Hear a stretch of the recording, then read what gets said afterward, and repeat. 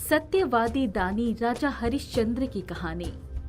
अयोध्या के राजा हरिश्चंद्र बहुत ही सत्यवादी और धर्मपरायण राजा थे।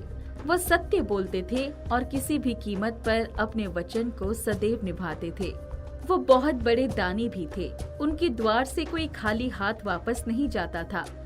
एक बार महर्षि विश्वामित्र ने उनकी परीक्षा लेने के लिए उनसे दान स्वरूप उनके राज्य को ही मांग लिया। हे महर्षि, मैं आपको अपना राज्य देने के लिए सहर्ष तैयार हूँ। अब मैं इस राज्य का अधिकारी नहीं रहा। ये मेरा राज्यपाट इसी समय मैं आपको सौंपता हूँ। विश्वामित्र को बड़ा आश्चर्य हुआ, लेकिन वो यही नहीं रुके। उन्होंने दक्षिणा की भी मांग कर ली। आपने अपना राज्य तो मुझे दे दिया, अब मुझे दक्षिणा भी दीजिए। इसके पश्चात आप आजाद हो जाएंगे। जो आज्ञा महर्षि। खंजाची, स्वर्ण मुद्राएं लेकर आइए। विश्वामित्र ने उन्हें टोक दिया। हरिश्चंद्र, अब इस राज्य की किसी भी वस्तु या धन पर आपका अधिकार नहीं रहा, इसीलिए स्वर्ण मुद्राएं भी मेरी हुई। यहाँ की कोई भी वस्तु आप मुझे दान में नहीं दे सकते। हरिश्चंद्र ने इस बात को स्वीकार किया और उन्होंने समय मांगकर विश्वामित्र को दक्षिणा देने की बात कही। उनके पास सब फूटी कौड़ी भी नहीं बची थी। वे स्वयं अपनी धर्मपत्नी और बेटे रोहित को लेकर काशी नगरी में पहुंच गए। विश्वामित्र को दक्षिणा देने के लिए उन्होंने स्वयं को और अपनी धर्मपत्नी को बेचने का निर्णय लिया। उनकी धर्मपत्नी तारामती को एक ब्राह्मण ने खरीद लिया। रोहित भी अपनी माँ के साथ चला गया।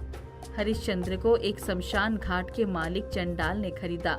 हरिश्चंद्र के पास जितनी भी धनराशि आई वो उन्होंने दक्षिणा के रूप विश्वामित्र को दे दी। इस तरह से हरिश्चंद्र अपनी पत्नी और बच्चे से दूर हो गए। एक परम सत्यनिष्ठ दानवीर राजा एक चंडाल का नौकर बन गया। महलों में रहने वाली तारामती एक ब्राह्मण के घर दासी बन गई। इधर तारामती अपने बेटे रोहित के साथ ब्राह्मण के घर में दासी के रूप में सारा कार्य करने लगी।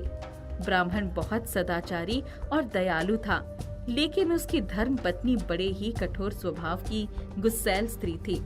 वो तारामती से खूब काम करवाती थी और जली कटी सुनाती रहती थी। उसे कभी दया नहीं आती थी। एक दिन ब्राह्मणी ने नौकरों को जंगल से लकड़ी और बाग से फूल लाने के लिए भेजना चाहा, तो उनका ध्यान रोहित की तरफ ही चला गया। सुनो, तुम लोग जा रहे हो, इसे भी लेते जाओ।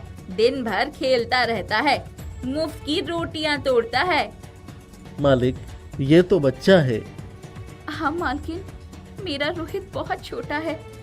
इसके हिस्से का भी काम मैं कर दिया करूँगी। मैं अपने खाने में से इसे खिलाती हूँ। आप जितना काम करवाएंगे मैं करूँगी। इसे बाहर मत भेजिए। मैं जो कह रही हूँ वही होना चाहिए। यहाँ पर सिर्फ मेरा हुक्म चलेगा, समझ गई ना? तारामती ने दुखी होकर सर झुका लिया और नन्हे रोहित को नौकरों के साथ वन में जाना पड़ा। वन में रोहित ने नौकरों के साथ लकड़ियां इकट्ठा करने का काम किया। बाग के फूल भी चुनकर इकट्ठा किए। उसी समय एक जहरीला सांप ने रोहित को डस लिया। वो गिरकर छटपटाने लगा। माँ, मुझे बचा लो, मुझे सांप ने काट लिया। मेरी जान बचा लो माँ, बहुत दर्द हो रहा है, जल्द से आ जाओ माँ। ब्राह्मणी के नौकर ने जब रोहित की स्थिति देखी तो उसे बड़ा दुख हुआ। वो कुछ ही देर में अपने मालिक के यहाँ पहुँच गया। तारा रोहित का इंतजार कर रही थी, लेकिन नौकर को अकेले देखकर उसे शंका हुई। मेरा लाल रोहित कहाँ है? उसे मैंने तुम्हारे साथ भेजा था। बोलो ना, चुप क्यों हो? मैं क्या बताऊं, रोहित फूल चुन रहा था। उसी समय उसे एक सांप ने डस लिया। वो वहीं पर लेटा हुआ है। कहाँ है मेरा लाल? मुझे वहाँ लेकर चलो। मैं जल्दी से अपने लाल को लेकर आऊंगी, उसका इलाज कराऊंगी। तारा, रुक जाओ। क्या हुआ? क्या तुम्हारा बेटा मर गया है? मैं नौकर को भेजकर उसे लाने के लिए कहूंगी। तुम यहाँ पर अपना काम करो। चलो, मेरे पैर दबा दो ताकि मुझे नींद आ जाए। याद रखो, मैंने तुम्हें खरीद लिया है, तुम मेरी गुलाम हो।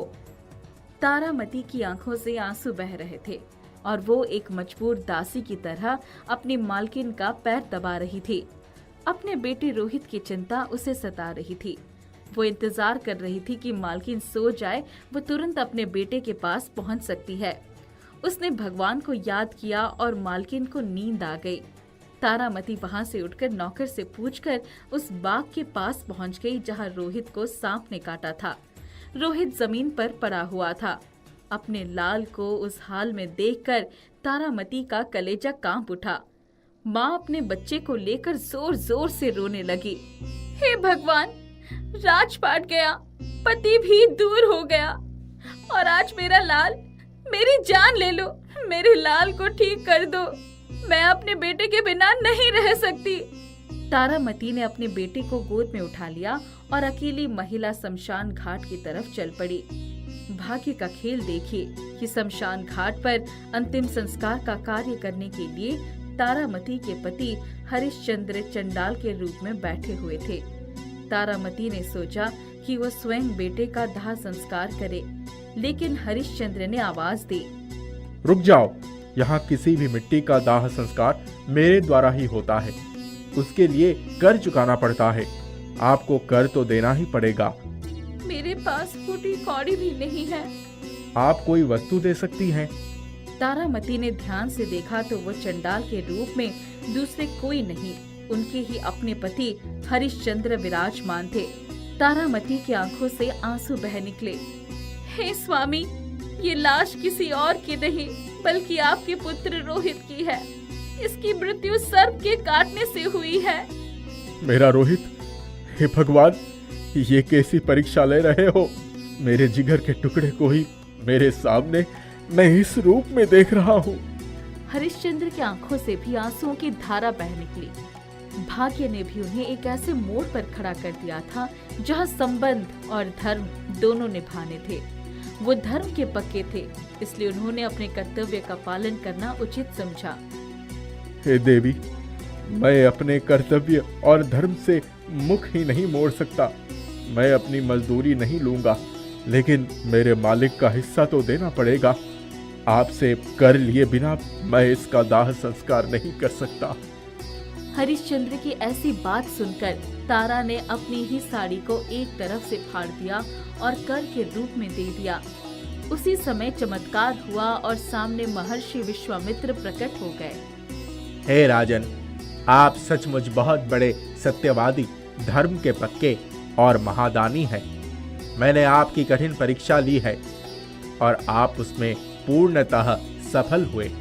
मुझे राज्य की कोई लालच नहीं है, राज्य आपका है। ये देखिए, जीता जागता पुत्र रोहित भी आपके सामने है। आप अपनी पत्नी और पुत्र के साथ अपने राज्य में जाइए और सुखपूर्वक राज कीजिए। आपकी प्रजा आपकी राह देख रही है। राजा हरि